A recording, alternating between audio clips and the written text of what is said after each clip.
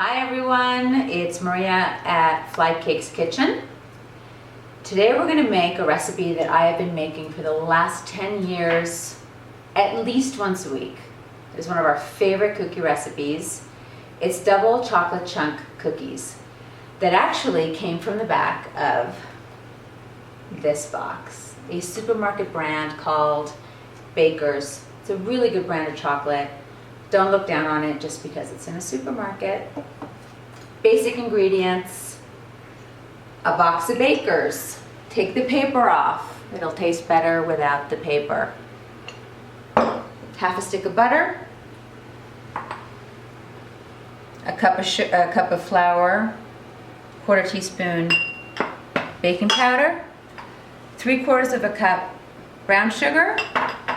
And a cup of semi-sweet chocolate chip cookies. I love this brand. The best brand. I don't know if it's Guitar, whatever. Great brand of chocolate. 2 eggs and a teaspoon of vanilla. Spend money on the vanilla. Makes a big difference. Huge. Best vanilla you can buy right here.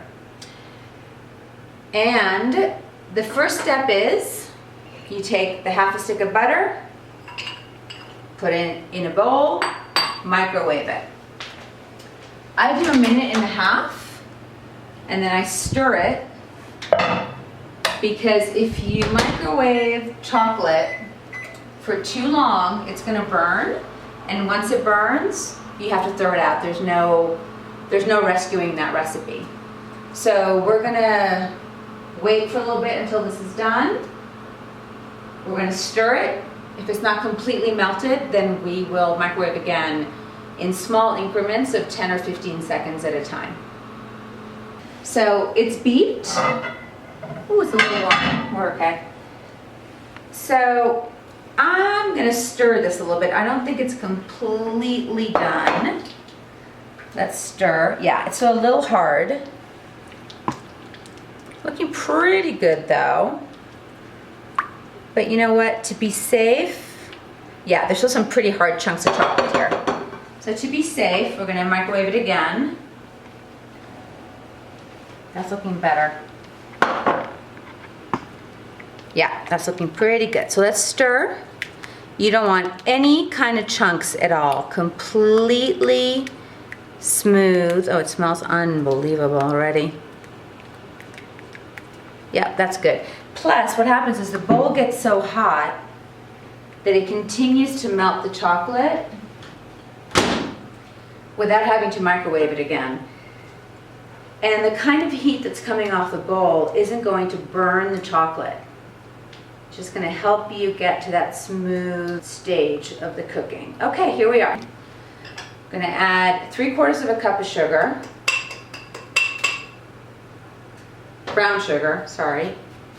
Now I'm actually baking these in altitude because I'm in Vail.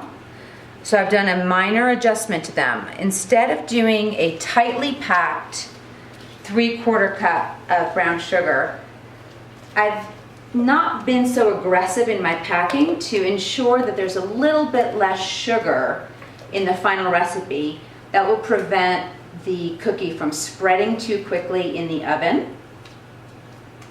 Okay, so the brown sugar's in.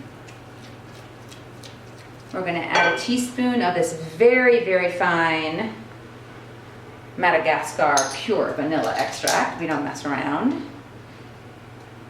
I measured the vanilla because it's expensive. But you know what? Let's add a little bit more, just for the heck of it. They say that in altitude you need a little extra vanilla to taste it. So we're going to do that.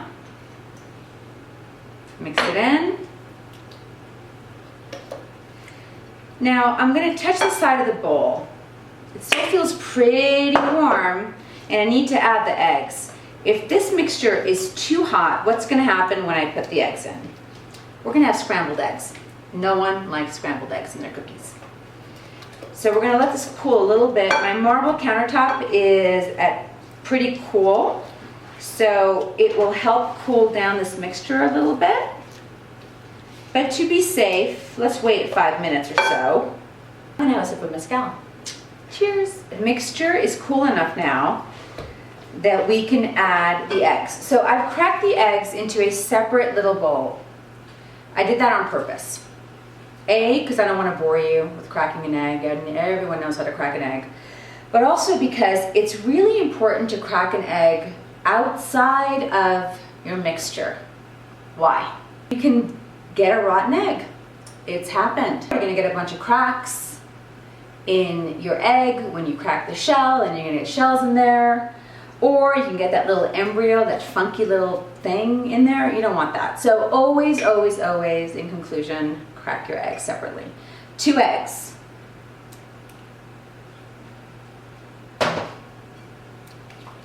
Okay. I love how this mixture changes when you add the fat of the fat of the yolk. It just makes it go from a little gritty to this smooth deliciousness. I just never get tired of this. Look at that. It completely transforms this mixture. If you add nuts to this recipe, which I do not, you add 3/4 of a cup of flour. Without the nuts, you need to increase your flour by 1/4 cup. So there is a cup of flour in here, plus a little bit more because I'm in altitude. And all those details will be very clear on my blog post about this recipe. So this is a cup of flour, plus a little more for altitude, and a 1/4 teaspoon of baking powder. Mix it all in. You definitely want all traces of the flour to disappear, but at the same time, you don't want to over-mix your cookie batter, because if you overwork the cookie batter, these things will get kind of gummy, and there's a whole chemical process behind it, which, who cares? The bottom line is they won't turn out well, okay? All right, that is the base of this deliciousness. Then we add a cup of the chocolate chips. I use 2 different brands of chocolate for a reason. The Baker's chocolate is the chocolate that I use for the base of the dough. The Guittard or Guittard, I don't know how to pronounce it. Why do I use this? Because you need a contrasting flavor of chocolate in your mouth. Otherwise, it's all going to taste like Baker's. If you use a different brand, there's just vanilla tones and even some cinnamon tones in this chocolate that this one just doesn't have. So it adds a layer of complexity to this batter that when you taste this deliciousness, you'll understand why. See, when it pulls away from the bowl like that, look at that. It just naturally pulls away from the bowl and it's shiny. That's how I know I've done my job. So now what's the next step? The next step is to drop them onto an ungreased baking sheet. I use an ice cream scooper. It's easy, but it also ensures that you're using the same amount of batter. You can also use a smaller scoop to yield a smaller cookie, but then you're going to have to adjust the baking time. This is a cookie that you're much better off under baking than over baking. You should bake them at 350, anywhere from 9 to 11 minutes, and I know that's a pretty big range for a cookie. But it depends on your oven, it depends on whether you're using convection or not, it depends on whether or not you're in altitude, it depends on what kind of mood your oven is in that day. So I would say check it at 9 minutes. Always, always underestimate your cooking time, because you can always cook more. You can't repair the damage of an overbaked cookie. You can always leave the cookie in for a little bit longer. They don't spread that much, so you can kind of jam them all together. And if they do end up sort of spreading and combining forces with its neighbor, you can always use a little knife action to separate them. And a little space here. That's one cookie sheet. Sometimes I take a peek and I look at my little array of cookie soldiers here, and I wonder If any one particular cookie looks a little bit sad on the chip department, so then no one wants a sad cookie. So then I just take a couple of these and I shove them in there, unceremoniously, top them off. No one's ever complained about too many chocolate chips in their cookie. So now we're going to put them in the oven, and we're going to check them at 9 minutes. Now my oven says 355, that's not good, it should be at 350, there we go.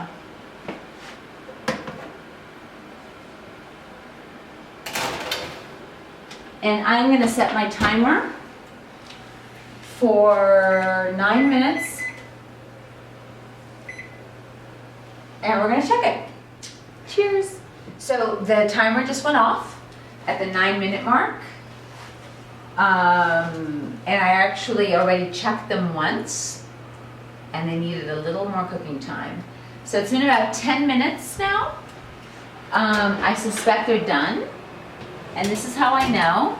They're not shiny at all on top. They're completely opaque, and they are hard to the touch. So these are done. Let's turn this oven off. And we're going to transfer these to a cooling rack.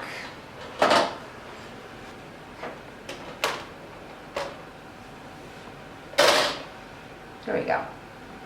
While they bake for a certain amount of time in the oven, they continue to bake once they're out of the oven because the baking sheet retains a tremendous amount of heat. So I'm going to wait about 2 or 3 minutes, and when they're okay for me to handle, I'm going to put them on to the rack so that they stop baking.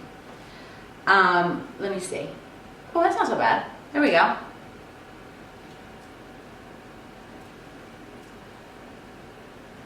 Cook's hands, asbestos, it happens. The more time you spend in the kitchen. So now what happens is, there's actually a purpose to a cooling rack.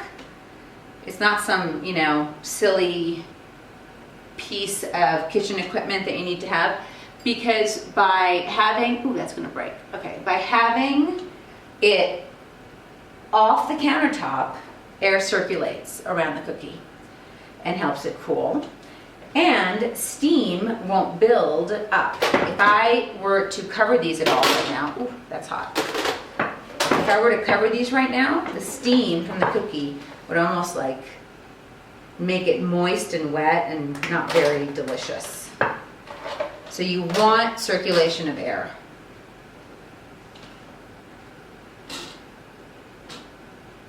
You could also use a spatula, but you know what? I'm tough. I'm a New Yorker.